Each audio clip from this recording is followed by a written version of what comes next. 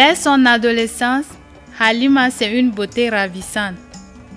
Elle rêvait d'être une docteure afin de prendre soin de sa grand-mère et d'aider les personnes malades. Au fur et à mesure, elle prenait de l'âge, les hommes commençaient à la courir et bon nombre voulaient la marier. Mais cependant, elle était plus absorbée à réussir son parcours scolaire puis d'être avec ses parents. Chemin faisant, elle a rencontré un jeune homme charmant et attentionné qu'elle épousa. Mais ce dernier tenait compagnie avec le groupe dénommé les Frères, dont elle découvrait plus tard que ce groupe Frères sont membres du groupe Boko Haram.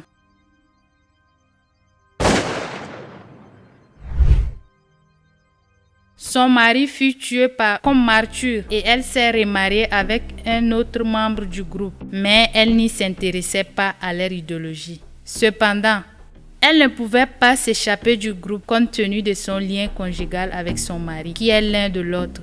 Elle se sentait prisonnière à travers leur compagnie, incapable de s'échapper à cette vie d'horreur et de violence. À chaque moment qu'elle posait des questions à savoir à propos de ce groupe, son mari la bastonnait. Quelquefois, elle n'a pas de quoi manger pour 2 jours en guise de punition.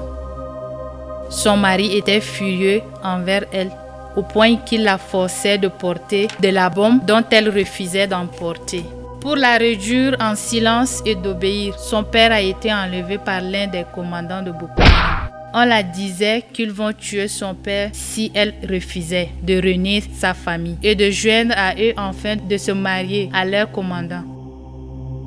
Sa vie était misérable. Après quoi, elle divorçait son mari. Elle rejoignait le groupe parce qu'elle ne voyait aucune occasion de s'échapper.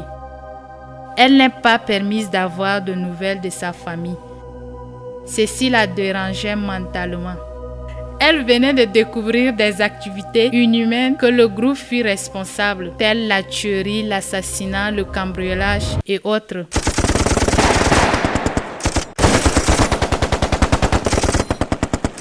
Elle savait que c'était mauvais, mais elle ne pouvait rien faire.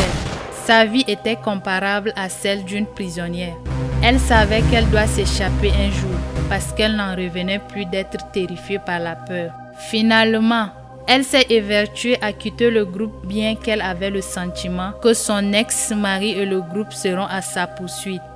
Elle est fatiguée d'être hypnotisée par la peur et le mauvais traitement, puis les cauchemars. C'est son histoire.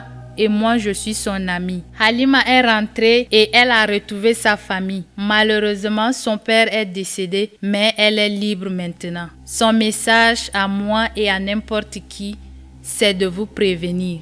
Il cherche à vous hypnotiser sous l'emprise de la peur.